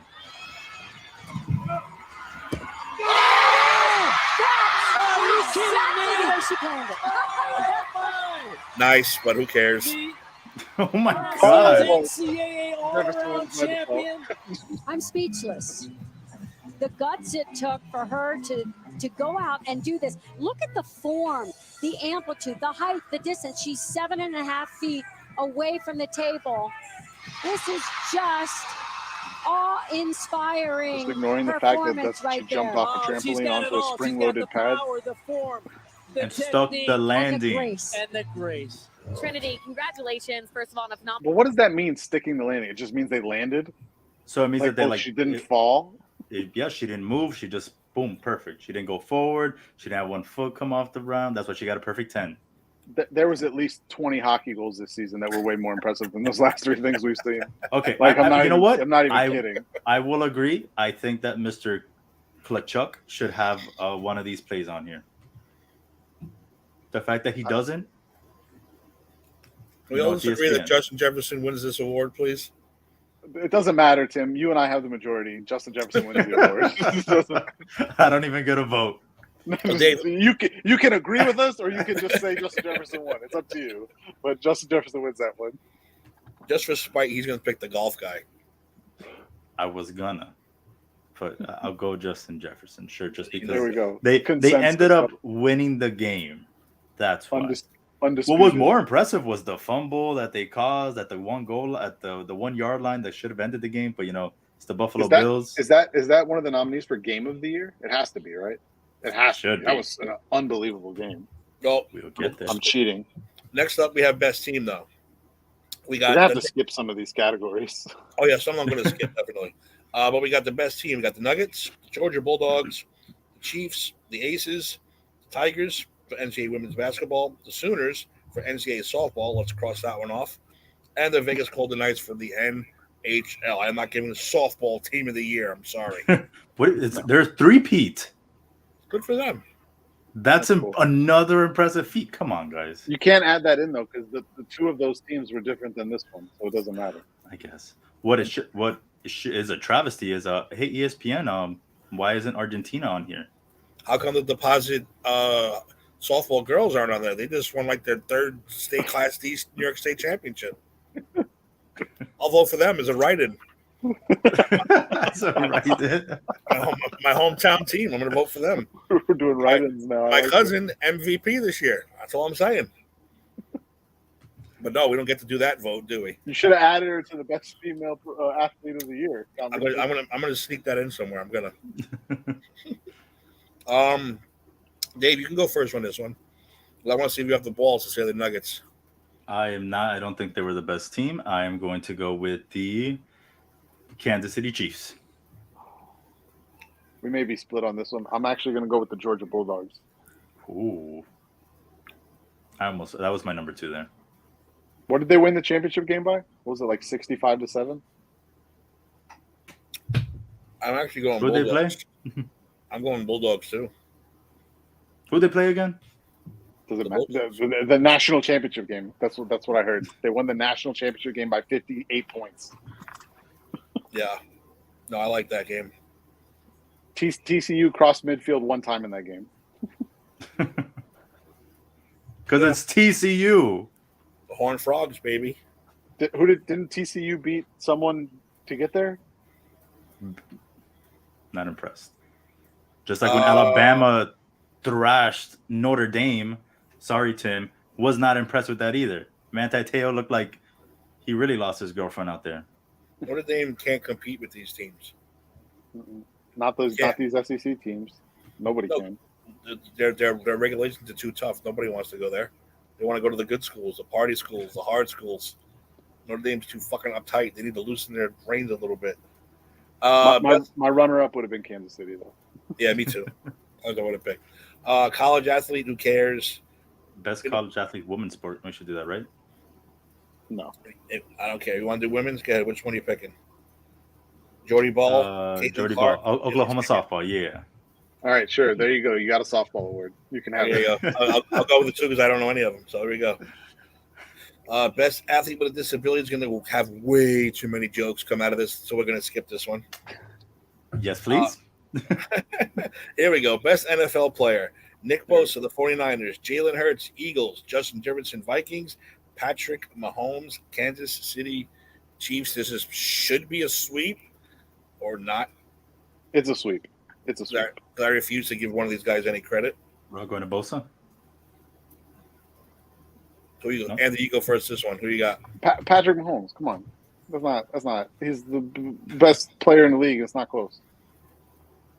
As much as I don't want to give it to him, I'll give it to him. I give it a Mahomes too. This is the award he should win, not best athlete overall.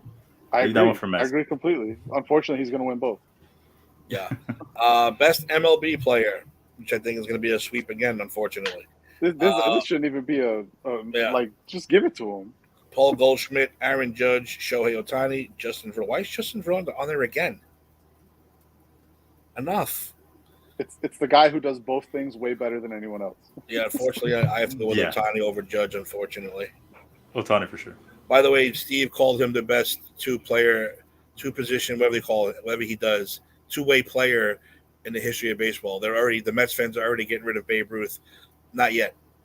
I'm not saying he's not going to be better. I'm just saying not yet. So stop. And it's also Mets fans. You let off with that. Well, I'm just saying. They said he was the best already. He's saying not yet. Maybe in 4 or 5 years he might be, but not yet. Come on, give me a break. Here we go. Best NHL player. Oh, I like this one too. I don't think this is even close. Is this even close?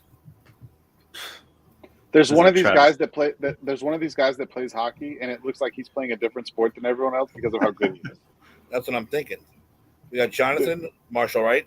Golden Nuggets. Connor McDavid, Edmonton. David Pastrnak, Boston. And Linus Ullmark from Boston. And I don't think it's even close. It's Connor McDavid. Yeah, I'm going Connor McDavid. All right, that's he's absurd. It's Connor McDavid. Okay, listen, you two. What was that stat you said about him? That if he only played this guy only tied him in the finals with goals? Well, no. Leon Draisaitl was one who led him goals, and he got passed for the playoff lead in goals by Jonathan Marchessault in game 4 of the finals, and he didn't play in the conference finals. Yeah. He literally played 2 less rounds and still had almost as many goals. Now let's put your homerism away for this category. Let's put it away, fellas. I'll start it off. Put it away, Dave, because we're talking about the best NBA player. And I'll go first. Jimmy Butler, Miami Heat. Joe Embiid, 76ers. Nikola Jokic, Denver Nuggets. And Jason Tatum, Boston Celtics. Dave? Oh, Dave's going first. It should go to the man who should have been a 3-time MVP, Jokic. I still say he should only be a 2-time MVP because he should have lost the first one, but he should have won it this year. It's Nikola Jokic. Yeah, just for this year, I'm going to go with him too. Not Tatum? I think he's kind of a dick, though. We all had to put our favoritism aside here. I just realized that.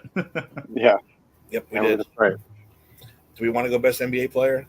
I'll just say Candace Parker all the time because I know her name.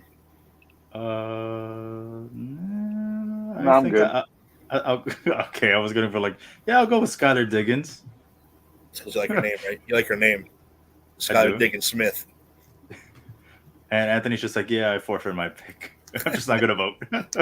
I don't watch enough of any of them to vote on that. Anybody know about best drivers in racing? I know nothing. I know Max Verstappen for F1, and that's about it. So I would give my vote to him. And I'd go Kyle Larson for NASCAR because I just like saying NASCAR. That's it. Yeah, I don't know any of these people. Yeah. Best UFC fighter. This one's going to be good. Leon Edwards, John Jones, Islam Makhachev. What's I say his name? Makhachev. And Amanda Nunes. Go ahead, Dave.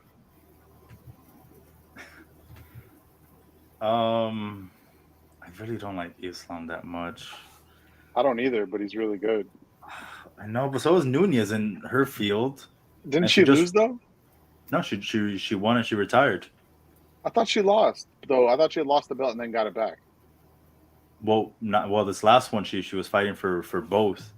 Well, not she was fighting. She was putting both of them on the line, and she ended up winning and then retired and left both belts in the middle of the ring. So I'm gonna vote for her just because she has that ending, storybook ending.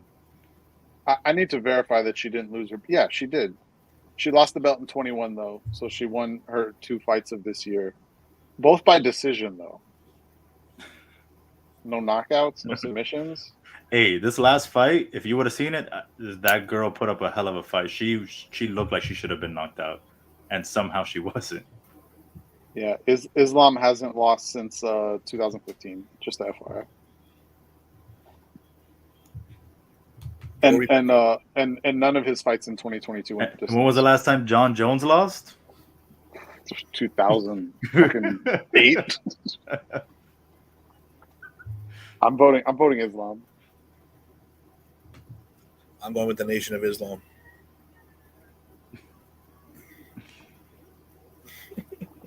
Sorry, Dave.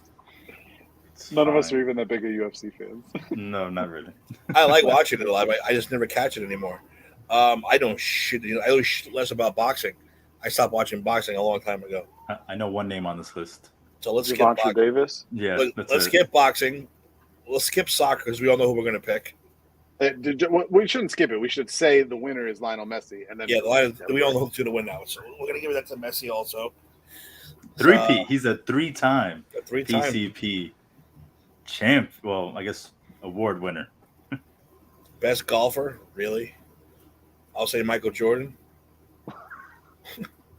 Steph Come Curry. on. Steph Curry. He had a hole-in-one, so Dave's going to vote for him as the best golfer. Dave, who's the best golfer then? Wyndham Clark, Nelly Korda, John Rahm, Scotty Scheffler. Who you got? I don't even know any of those names.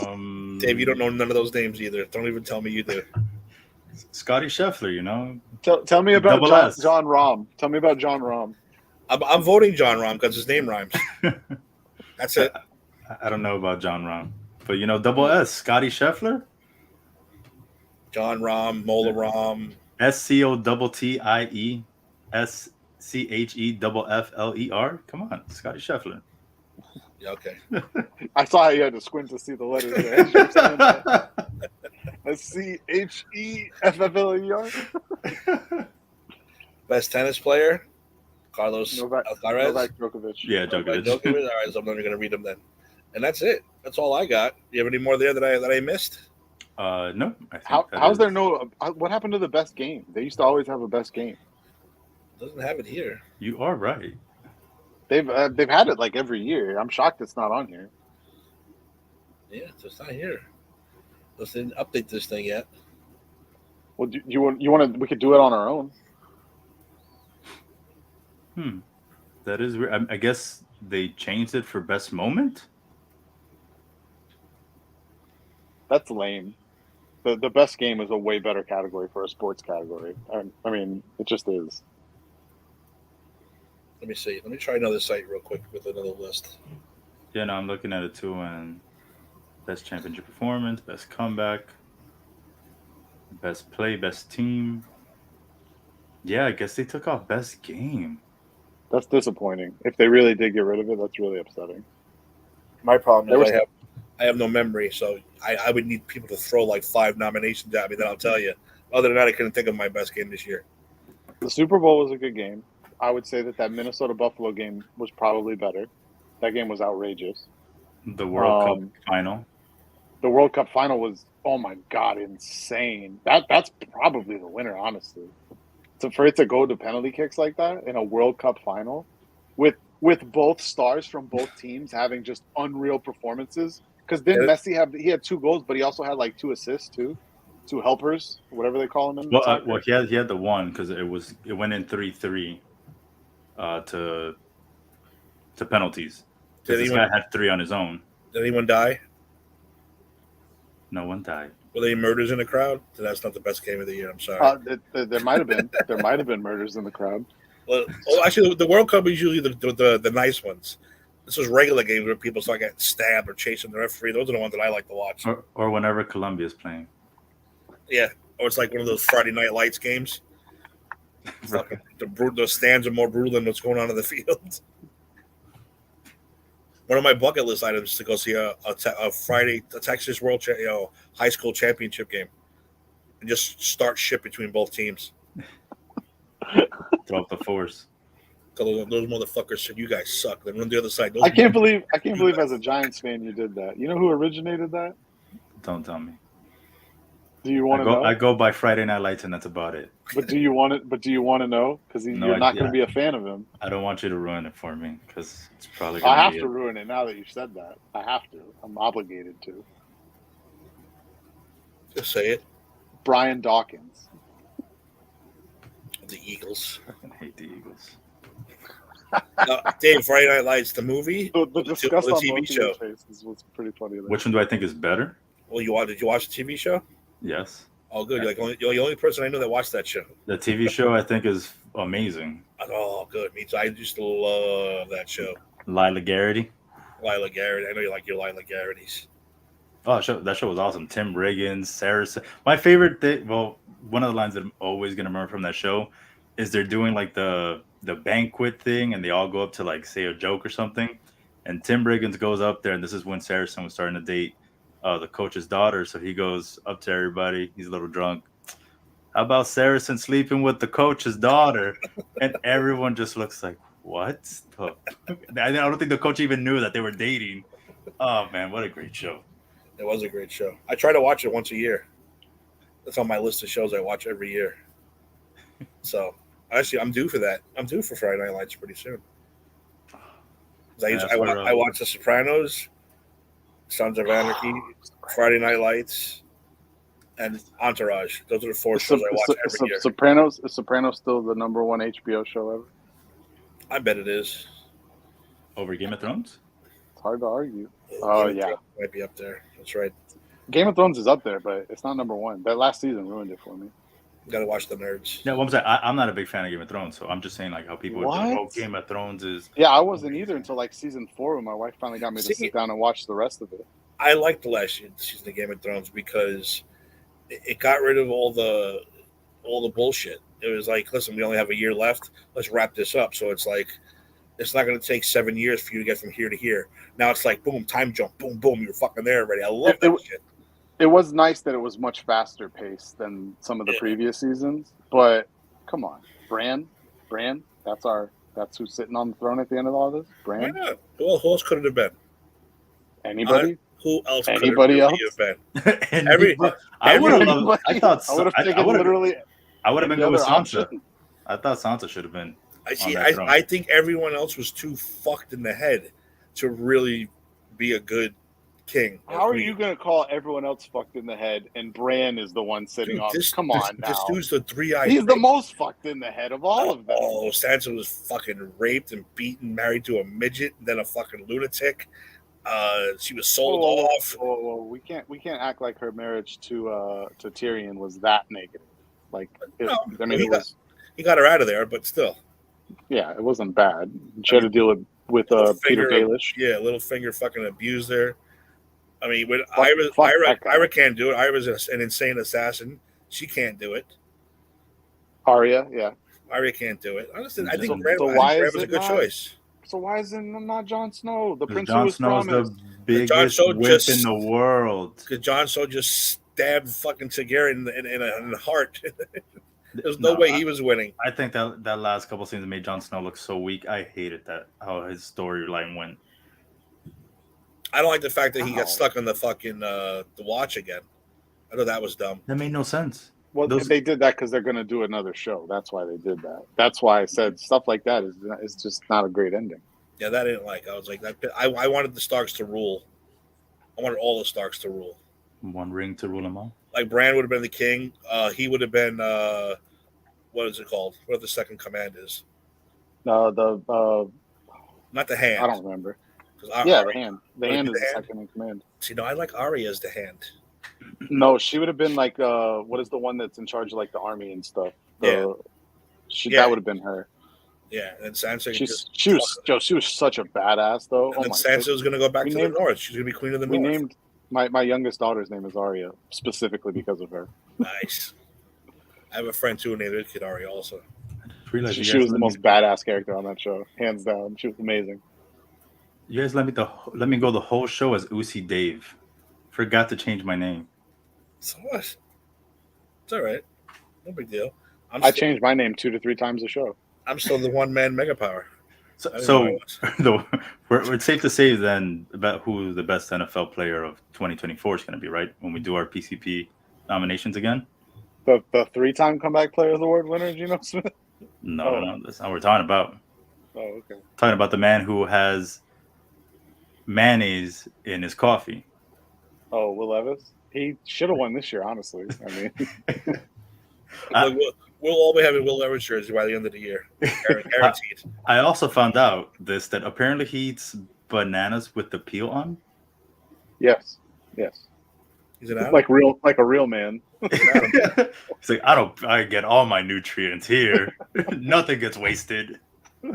We're all boys living in his world. You know what that is? That's from playing all the Mario Kart as a kid. He used to see them slip on the banana peels all the time. He's like, not around here. No banana peels left.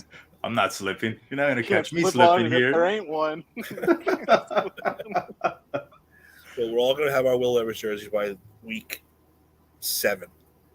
Do you want to hear something really, really crazy? I think because I do think it's funny that we've gone to this everyone loves Will Levis thing when literally it started with my hatred for him.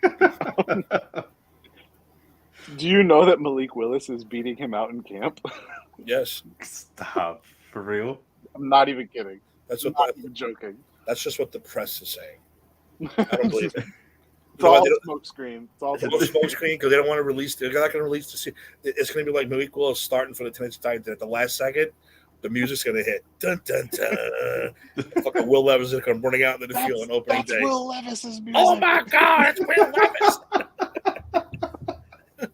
They're going to have JR do it. Oh my God!